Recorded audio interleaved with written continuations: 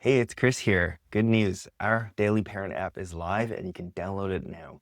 Link in the description below. But before I get into what's next for the app, I want to share a little story with you. So you may or may not have noticed that I haven't exactly been creating a lot of content for this YouTube channel. And to be completely honest, I've been in a bit of a slump. Now, I don't know if it's some mild depression, but it's just a general feeling of blah. Like you know what you need to do, but you just don't really feel like doing it. And it's kind of been going like this on and off. I've been wrestling it for the last 2 years.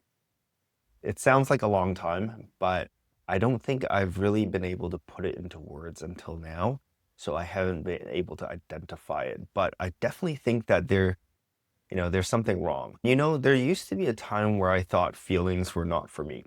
I come from a very corporate consulting environment where there's no place for feelings really. And so I think it just, even just coming to terms with how I'm feeling is a big step. But as I'm getting older, I'm realizing that it's so important to realize how you're feeling and to be all right up here, because it's up here that drives your actions and your actions drive your outcome, right? And if you're not right up here, you're not going to be taking the actions that you want to achieve your goal. That thing that people say, if you believe you can't, then you can't. Believe you can, then you will. And it's kind of true, because if you don't believe that you can achieve something, then you're not going to take the necessary actions towards that outcome. But if you believe you can, even though you're not currently at that point, you will be motivated to take the actions towards that outcome. It's almost like you're giving yourself permission to act. Anyways, coming back to it, as I struggled to untangle my feelings, I found that affirmations really helped. And this is another one of those things which I really thought was fluffy stuff that wasn't for me. But here, I'll read you one. So I have these little cards here. It says, "Today I make a difference. Today I will stay focused, work hard, and do my very best at everything that I do." And it's not like reading this card, it changes me into a Superman or something like that. But it's more of like reading this just makes me feel a little better, makes me feel a little more positive. And that little bit of positivity may just be what I need to get something done. And then getting that little thing done, again, makes me feel good. It reinforces that feeling. And then that cycle repeats. And so it's something that I'm still working on, but I want to bring it back to Daily Parent, which is the app that we just launched, by the way, link in the description below. Yes, it's just an affirmation app on the surface. But I remember in my early parenting days, and I'm still a parent, the kids are just at a different age, comes with different challenges, but especially as a new parent, when you're just adjusting and transitioning into parenthood, there are so many different emotions, because like raising kids just makes you question a lot of stuff. Like, what's your purpose in life? Are you doing a good job? Because there's really no handbook. There are books and handbooks out there, but everyone does it different. There's no right or wrong way. You compare yourself to other parents, you feel guilty about taking time to yourself.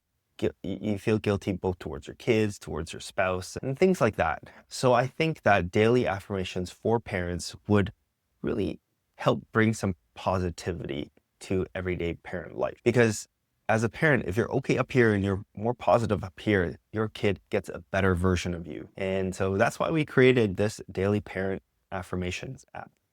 And it caters to parents at all different stages, not just new parents like I talked about, but in all sorts of different scenarios. Maybe you are a parent that works too much and you feel guilty that you don't have enough time for your kids. You're not spending enough time with them, for example. Or maybe you're a single parent and you're really struggling with all of the chores and all the things that you have to do. Things like that.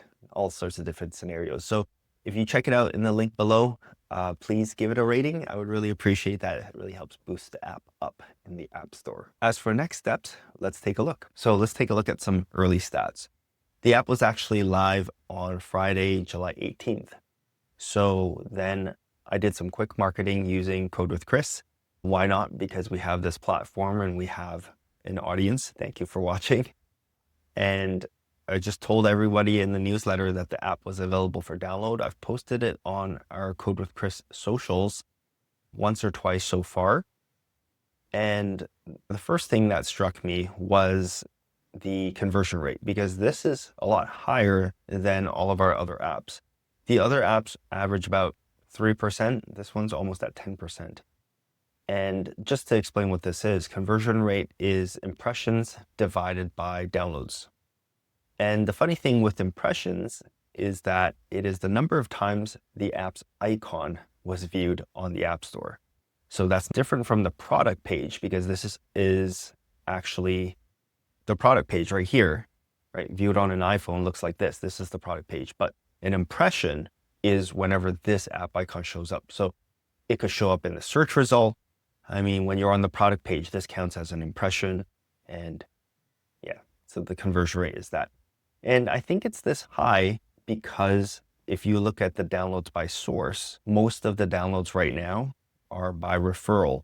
So that is us promoting the app, telling people, hey, download it through this link, just like I said before, link in the description below, versus just organic App Store search and App Store browse, which is what the other apps are relying on. Because if I go to, let's say, all apps, you're going to see that the conversion rates, you can't see it right here, but if I drill into it, you can see the conversion rate is somewhere around 3 to 4%.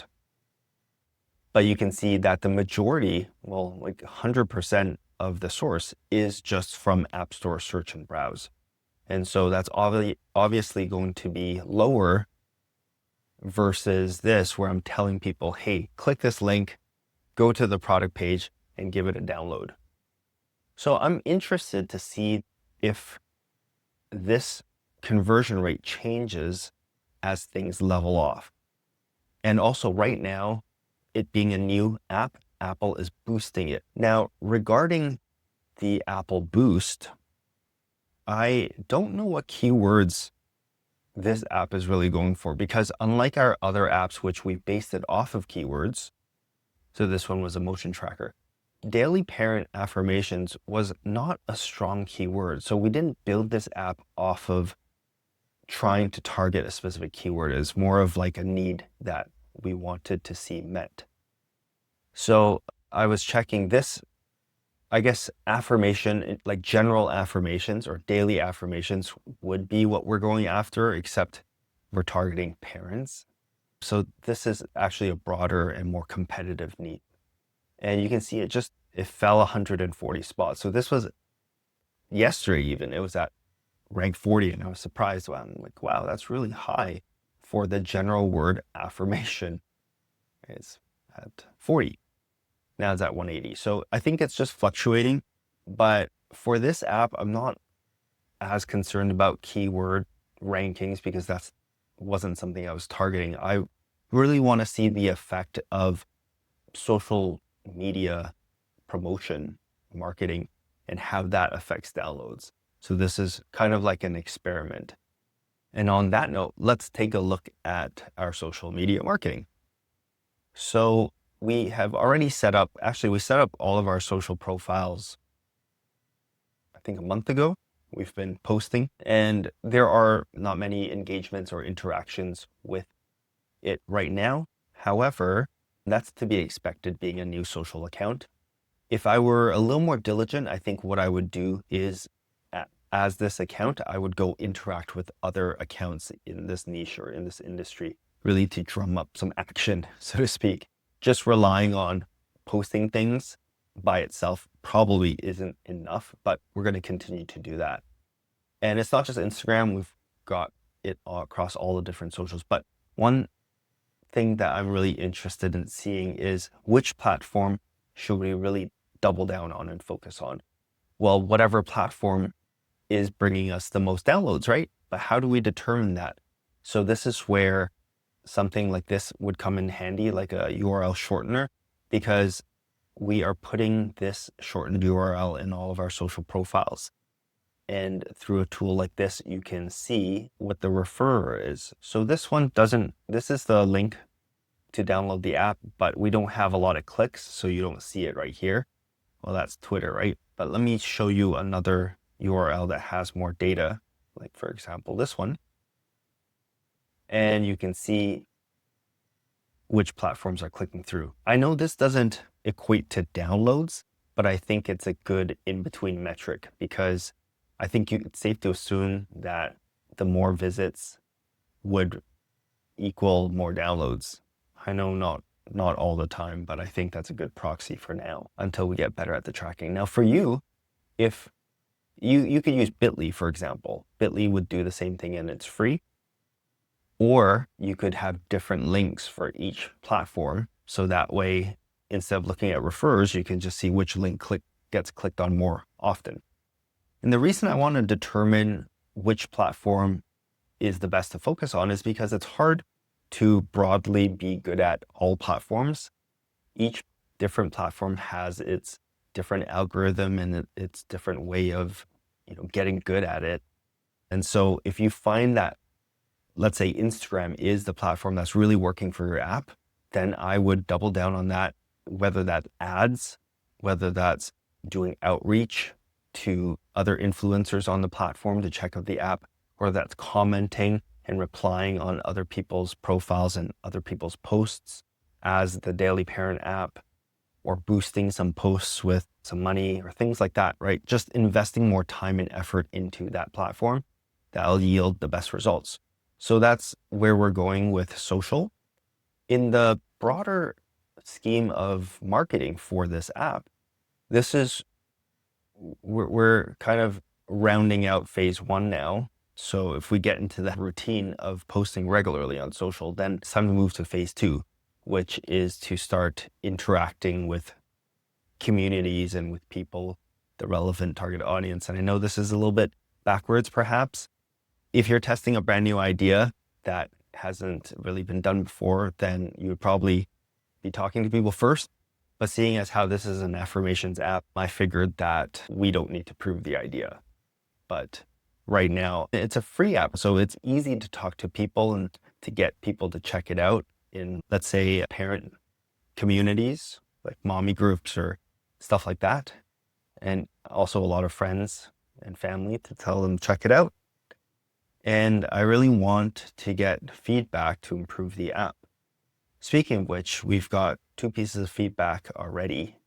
And inside the app, I'm using something called wishkit.io. And this one basically allows people in the app to add new features that they'd like to see, as well as upvote existing features and comment on different features. So it's kind of like a feature board. And you can then reply to it from there, or you can change the status to like in progress or completed or whatever.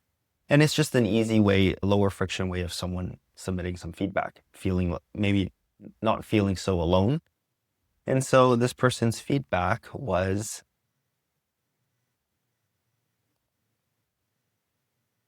that it would be great to do timed affirmation. So thank you, whoever left this. If you're watching, thank you so much, because this really helps. This is not a use case that I would have thought of by myself. And so I was trying to think about, why would you want the affirmations to automatically scroll, especially on a 1-minute timer? Seems very long to be staring at an app. But then I realized that, this person is referring to putting an app on like maybe a mobile stand so that you can just see it scrolling on the desk. So it's like a desk widget, which is a really cool idea that I didn't think about. So that's something that will roll into a future update.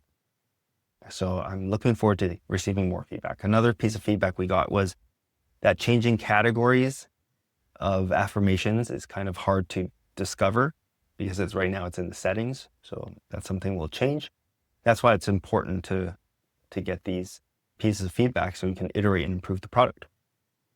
I want to show you some statistics. We're using telemetry deck to capture how people use the app. And so you can see what features are being used. I'm not so advanced that I know how to organize this yet into funnels and to see things like that. But as we dive into this deeper, I'll definitely create some videos and share some insights on how you can get insights from your data. All right, but right now, what you can see, which is really cool, is that people are swiping, which is good. People are hearting, they're favoriting their affirmations that they like. People are completing the onboarding sequence, so there, not a lot of drop-offs. And then down here, I can see that folder creation maybe isn't that discoverable. Perhaps we might need to create some instruction for this. People are not unhearting, which is great, because unhearting is unfavoriting. And there are a few people who are sharing, which is really cool to see as well. Yeah, so this is the category. This is changing categories. So you can see 17 is pretty low. I don't think people are seeing that or seeing how to change the category. And to close it off, before the launch, we had this wait list. And by launch, we had about 26 people on there. So I personally emailed all of those people. Thank you for signing up for the wait list. That really helped to get this app off the ground as well. And we updated this landing page to be a button that leads to the App Store to download the app. So we did that. And we changed all our bio links. Well, I talked about that already. Yeah, so in general, next steps is just more marketing. And I'm excited to see how this data changes. I'll be sure to update you on the stats in our next video. But actually for the next video, I've asked JC, our designer, to share how he created the onboarding process for our app, because there's an onboarding flow that takes people through a series of questions and helps personalize the app for the user. I'm going to share that video with you guys because I think it's going to be really helpful. You're going to learn what makes a good onboarding flow, what are the things to watch out for while you design your own, and also step-by-step how we thought through and executed on our own onboarding flow for this Daily Parents app. So to conclude this vlog, please check out the Daily Parent app. Link is in the description below. And if you can, I'd really appreciate it if you gave it a rating. That would really help. And you can give it a rating after you download it, either on the product page. If you scroll all the way down, like after you download it, you would be able to rate it. Or if you just go through the onboarding process, which is probably better because we're going to talk about that in the next video. At the end of the onboarding process, the rating dialog will pop up and then you can just submit the rating there as well. Okay, thanks so much for watching. I'll see you in the next video.